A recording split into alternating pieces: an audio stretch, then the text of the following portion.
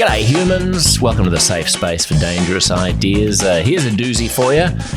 What will become of the left and the right? What's the future of conservatism? What's the future of progressive politics? One guy who understands it all is Peter Van Onselen, who's an academic and political journalist. He's worked in government, he's worked in intelligence. He's been the political editor of Network 10, one of the big networks in Australia, and a co-host of The Project, which is a panel show about the news in Australia. He's currently a professor of politics and public policy at the University of Western Australia. He's a columnist for The Australian, and he's written a ton of books about Australian prime ministers, mostly conservative prime ministers, and how they met their demise. Peter Van Onselen, thanks for being here. G'day, Josh. Thanks for having me. I like the shirt. If you're not watching on YouTube, he's got a hoodie that says Waystar Royco on it. And when I saw Waystar Royco, I thought, is that a real company or no? Hang on a second. That's from Succession. Well, I'm just a fan of the show. Didn't like the first season. I thought it took a while to get going, but I loved it by the end, and I'm disappointed that they're not finding a way to kick it on. But I wore this once on another program and we're talking about the left and the right and whether they're in demise, got equal amounts of hate from both. The right were criticising me for wearing it because they were saying that I was taking the mickey out of the Murdochs, who I write a column a week for in The Australian. Obviously, they're the owners. But then the left were attacking me for promoting the show because the Murdochs own it, I think. Right. Or at least own one of the networks that it airs on. So I was sort of getting equal hate. And the truth was that I just wore it because a mate of mine, I was wearing it the night before for dinner, probably had too much to drink with him, and he basically dared me to wear it the next day. on the telly. On the telly. So I went, okay, fine. Yeah, I like the fact that people picked it up as well, like noticed it as well. And that the left is so censorious that they don't think that you should be able to wear even a fictitious evil giant company. And it was on the ABC. So then there were also just the old-fashioned types, I think, who were concerned that there was a commercialization of the ABC. Of course, because yes. Why are you advertising a commercial network? Yeah. So let's just talk about some recent news, which is while I was away, there was some concern that AUKUS, which is this big submarine deal, probably the biggest defence a strategic shift in Australia in decades, was under threat because the US has basically halved the number of submarines that they were going to... Explain to people what AUKUS was and is, especially to our American listeners. I mean, in essence, from an Australian perspective, it's a chance for Australia, whether you think it's good or bad, to get access to nuclear submarines, the Virginia class, essentially, that the United States manufactures and produces. The technology is obviously highly secret from the Americans' perspective. The Australians see it as a real boon to be able to get it because it would essentially create long-range submarine capability, which we don't have with our current submarines with their diesel limitations. So we don't have a nuclear industry, though. In Australia, a lot of countries have nuclear power, even if it's not at a weapons grade. You need nuclear power to obviously, sort of have a nuclear submarine fleet, but we won't be importing, unless there's some change of policy, that ability to create nuclear power in Australia. That will still come from the US, and apparently the life cycle of the subs can be sort of ever enduring, at least for the foreseeable future, as nuclear subs without needing that domestically. But for Australia, it's about that long-term ability for them to be underwater and at sea. And from the Americans' perspective, it's about, expanding on the alliance, which is what AUKUS essentially is, Australia, the US and the UK. And where does the UK fit into it? Well, I mean, I think they're just part of it because they turned up here in 1788. I don't know, why does anyone go to the UK anymore? But it's one of those things. Apologies to our UK listeners. Buckingham Palace is beautiful. Have you been to the Tate Modern lately? And what's going on with Kate? No, let's not get into that. But it is. Look, I don't think it's ever going to happen. And AUKUS? Yeah, the whole thing. Well, and this goes and just to clarify, so it's not just about the subs, though. It's about the subs, but it's also about Australia basically looking at the strategic environment, looking at China, looking at the threats that we face. Obviously, we're the most vulnerable Western nation and arguably the most vulnerable rich country, with the exception of Japan and South Korea, perhaps, to any conflict that would happen in the Asia-Pacific theatre. We need shipping lanes across the South China Sea to be open. We need to get all our stuff from somewhere. And so the idea was throw your lot in with the Americans, integrate our defense capabilities so closely and so tightly that those knots can't be unbound, and that it would be inconceivable for America not to be involved in any conflict that could arise between China and Australia. But there's so many interesting parts to that. I mean, the satirical part, you would have seen it, I'm sure, that Rob Stitch episode where he talks about the need to boost military spending to protect us from China because we need to protect the sea lanes of our trade with China. So that's one that you've got to get your head around. And there is actually some truth.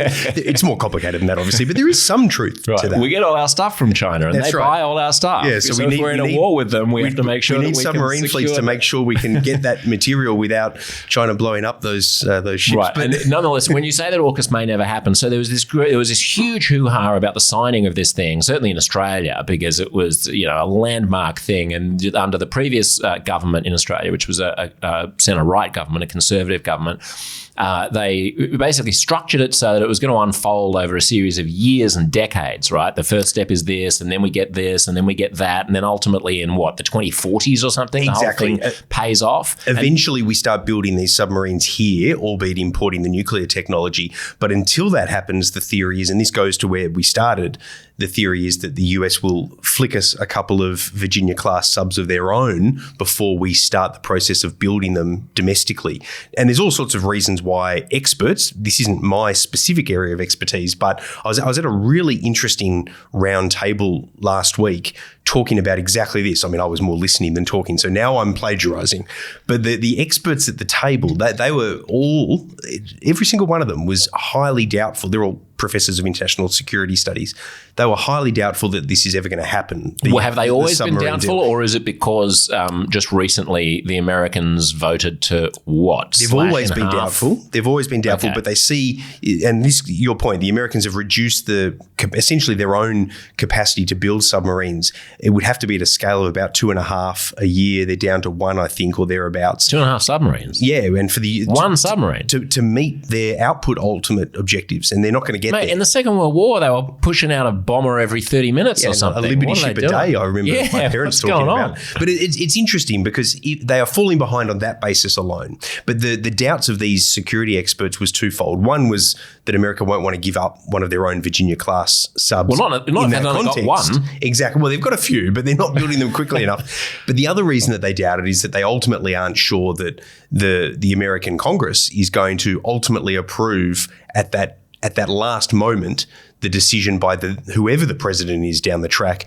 to actually formally pass the intelligence over for the capability development. They just don't believe that that's going to ultimately happen. And all of this is what's leading to their doubt. The reason that Australia apparently needs these submarines is because, as I mentioned, they can go long range, but there's a shelf that they want to sit in for months on end underwater, which they can't do with the Collins class, for example, that are diesel fueled, and that gives us some sort of strategic advantage. But again, where is this shelf? Well, somewhere between here and China. I mean, right off the coast of Shanghai, perhaps. You're pushing beyond my expertise there.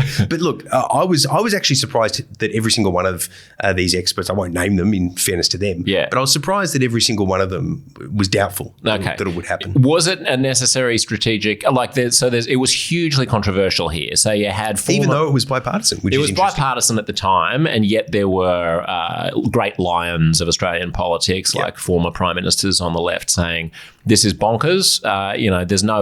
Australia should be instead finding a way to essentially play both sides. We should be neutral in all this. It's not, Taiwan is not our fight and never will be. We're never going to care about it more than the Chinese care about it, just as we don't care about Ukraine more than Putin cares about Ukraine. At the end of the day, avoid the loss of blood and treasure and just try to be a Switzerland of the South Pacific and, trade with who we need to trade with and have, basic defense alliances. But you don't necessarily want to make it quite as overt as AUKUS. And that's where the debate comes in, because most, if you like, more hawkish advocates for AUKUS, their argument is that this is an arbitrage. We need this just in case. We need the capability just in case. The doves on the other side who are opposed to it, their argument is, arbitrage or not, by building it and by developing the alliance the way that we are actually increasing the chances of needing that arbitrage because we're upsetting China. Well, I mean, that's how defense escalation turns into aggression all the time, right? I mean, you're always trying to second guess. That's how World War I started. You know, you're just trying to defensively prevent the other side from doing something, and then that turns into then you're off to the races. I mean, I was sympathetic to AUKUS. I mean, because I sort of feel instinctively like it's not like the Chinese need much reminding whose side we're on. You know, I think they've noticed, and I think they will continue to notice that we're not really part of like their sphere of influence, and will never be what we want them to be. So you might as well just back the West. Look, I'm 50-50 about it. I've done a lot of reading in the last 12 months about Chinese naval history and the development of the West and the colonization process, as well as the Opium Wars from the mid-1800s. We won't get into all of that, but I found it really interesting as a sort of a side interest beyond Ozpol over the last 12 months as recreational Australian politics. That's for Australian politics for wonks. Ozpol. Yeah, go for it. But I'm looking at the title of this uncomfortable conversation. So let me raise this and see how we go, with the important caveat that I'm very concerned about China because they're not a democracy. And I've written a lot about this over the years. They're not a democracy, and that profoundly concerns me.